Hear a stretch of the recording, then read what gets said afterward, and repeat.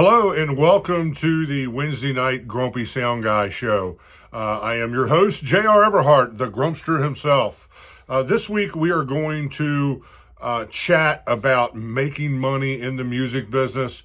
I'm going to kind of give you a little bit of a glimpse into what you would get if you were in the bronze level, silver level consultation packages. So a lot of our conversation today would be the type of conversations that we would tailor to your band in that subscription-based scenario. But before we dive into that conversation, let's go ahead and take care of some business. Please subscribe to this channel. Please share these videos with your bandmates, with the people. If you have maybe your boyfriend's in a band or your girlfriend's in a band and you think she can or he can benefit from this information, please help me get this content out there in front of the people who really need it the most. And, like, subscribe, hit the notification bell, follow, do all the things that you know you should be doing to support this kind of content. I'm not making any money off of this, at least at this stage of the game. For doing this, I am really just offering this mainly at this stage of the game as a public service, to you guys, and to try and market some of my subscription packages a little bit better. So go to clpaudio.com, and there's a little window that'll pop up as soon as you log into the website. That is a direct link to the consultation packages page, and you can go there and see all the promo videos that I've made for those packages and all that kind of stuff. But today's conversation is just a little thimbleful of the type of conversations we will have if you are one of my members and you are supporting the Grumpy Sound Guy content and part of our team. So with that out of the way, let's dive right in. So we're just going to have, this is an unscripted conversation. This is all stuff off the top of my head and things that I have, come to learn in the business and, use frequently, marketing my own band, J3, and marketing, in the grooming process of other bands that I work with and that have been under the umbrella of CLP Audio and Staging for many years, or at the very least under my mentorship, in the last, 5 to 8 years, something like that. So if you're one of those people, a lot of what I'm going to say today is probably going to sound familiar to you, because these are the type of conversations that we've had in the past. These are the type of conversations that we continue to have and trying to develop your brand and to develop your band. So the best place to start really is, evaluating your expectations of the business compared to the amount of sellable resources you bring to the table. So, what I mean by that is some of you guys are extremely mediocre musicians, and I know that it stings to hear that. But chances are, unless you really turn into a marketing genius and really get good at playing music that is just 100% in your wheelhouse, you're going to really struggle to get to that full-time musician level that everyone craves for, and that is the hardest thing to try and get across to people. And I'm the kind of guy that, I know other guys in the industry that are, selling leadership skills and selling mentorships and things like that will just kind of tell people whatever they want to hear to keep them paying that subscription every month and stuff like that and everything. That's not at all the way I fly. It's not something that I think is fair to you.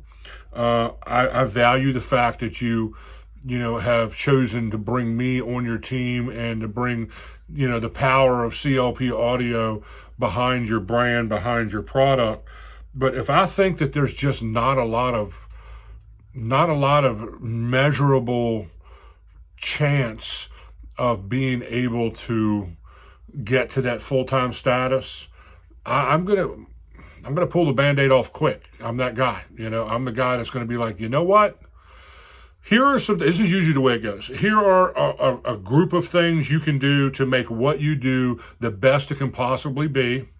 Here's a whole bunch of marketing stuff you can do to get people to that product. And here's how you sell yourself and close the deal. But let's understand that you're going to hit the ceiling at this level, whatever that level is. We get together, we brainstorm that, and we decide what that ceiling looks like for you realistically. If you're someone who can't sing in key and just really doesn't have that special something that the industry's looking for, I will gently and carefully and with all the love of my heart, look you in the eye and say, you know what? You should maybe think about taking up a golf habit, or maybe get into hiking or find another hobby in your life, or maybe just really enjoy karaoke night with the girls or with your buddies or, whatever. I just think that there may be other things in your life that you can get a bigger reward from for the same amount of time investment that you're going to put into even getting to a mediocre level. And I think when you say things like that to people, it stings. I understand that.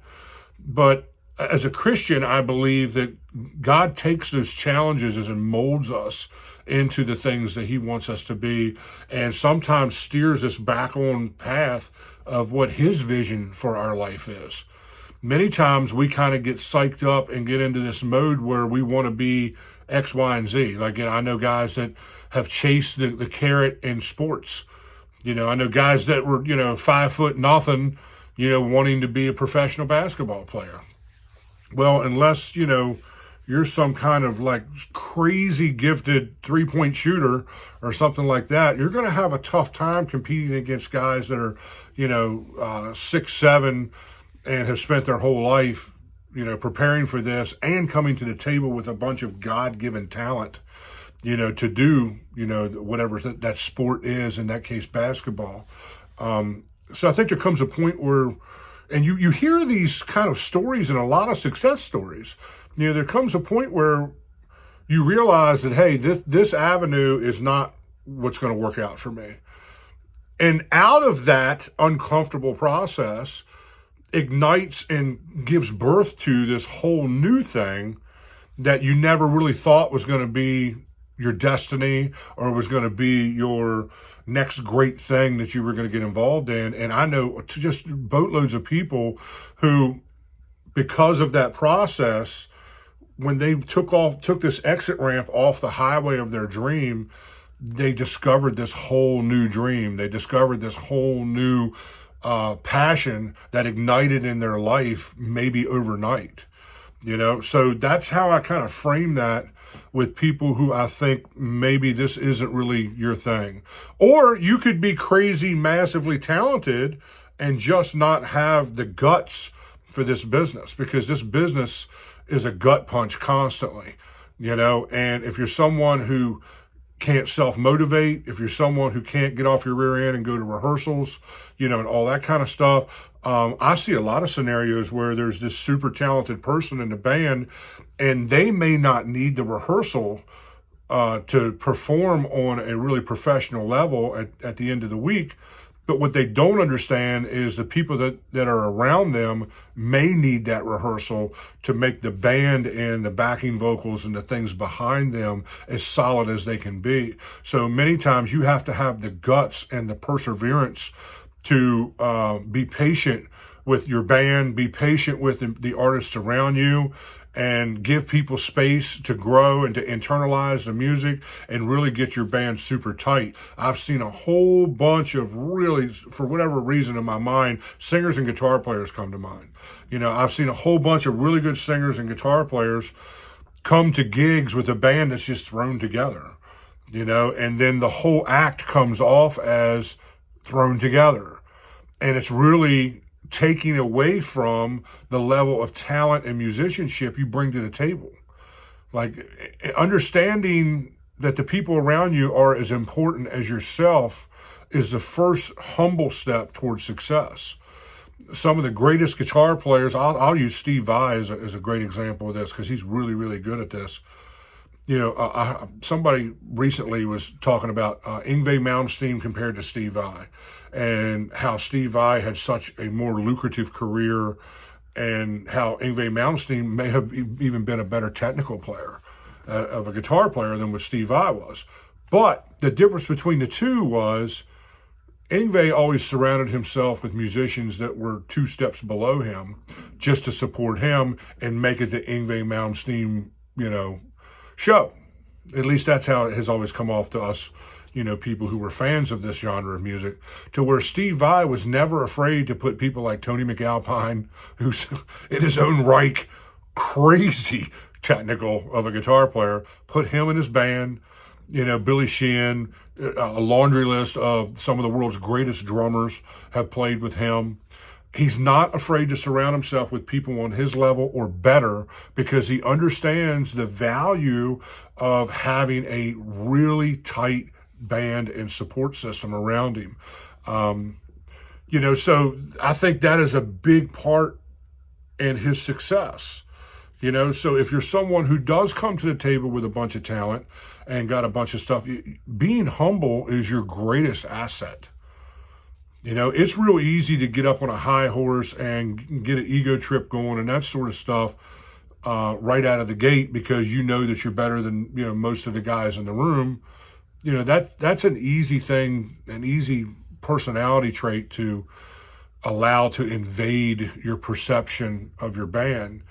When the guys that I have seen that are most successful in this business are people who were crazy, super talented, but was also humble and patient and kind and surrounded themselves with like-minded musicians and gave the band as a whole time to gel, time to become one, time for that band as a team to become one. There's too many bands out there that are playing as 5 individuals on stage instead of one corporate entity that is that band. So that's a whole, pep talk 101 level, idea about just adjusting your perception and adjusting your expectations of what you want your career to look like and the importance of investing in the people around you that are the legs that you're standing on as a ridiculously talented musician. Now, the next phase of this conversation, and we're going to go about another 10 minutes and we're going to call it a video here, because if you want to get deep in this, go subscribe to, at least the bronze package, and we can dig into all this with your band and we can start putting a plan in motion to get you where you want to go. But the other thing is, I can't seem to get the gigs that I really want. That's the other problem. I can't get into the rooms that I want to get into. I can't seem to, even if you have, moderate support and you have a fan base that are pretty loyal about coming out and supporting you, we're just struggling to get into the rooms that you feel like are going to best benefit you. Now, there's 2 things that are going on in that mindset. First of all, there's a perception that this venue is going to validate my band. This venue is going to open the doors for us to be who we really truly feel like we deserve to be and play on the level we think we should be playing on. Well, the first thing you need to do is stop listening to your family and your friends that are telling you how great you are. Because if a stranger that's never seen you before comes and sees your band and doesn't have that exact same response and doesn't have that same opinion of what you're doing, then your perception of who you are right out of the gate is probably distorted. Because your friends and family, they love you. They're always going to support you. They're always going to tell you all the nice, warm, fuzzy things you want to hear. Man, you just killed it tonight, and all this, that, and the other, and everything else. Well, go ask 5 strangers in the room that's never heard you before. During your set, ask who's the first time seeing the band, raise your hand. During the set break, go talk to those people and ask them what they think. Ask them for their honest opinions. Then you'll find out just how good you really are from those people who have no agenda behind their opinions.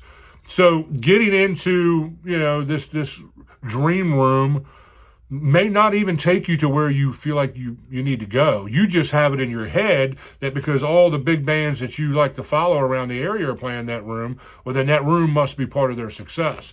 When many times that room is a result of success they've had in other places. That doesn't necessarily mean that room is going to put you on the map. I've been in bands and been in that mindset myself got to the room, busted my ass to get there, played the room, and it did absolutely nothing for our career. I mean, nothing. I can remember way back in the day, Hammerjacks was the place in Baltimore, Maryland, you know. If you could get into Hammerjacks, man, that will validate you. My band played Hammerjacks, and nothing changed, you know.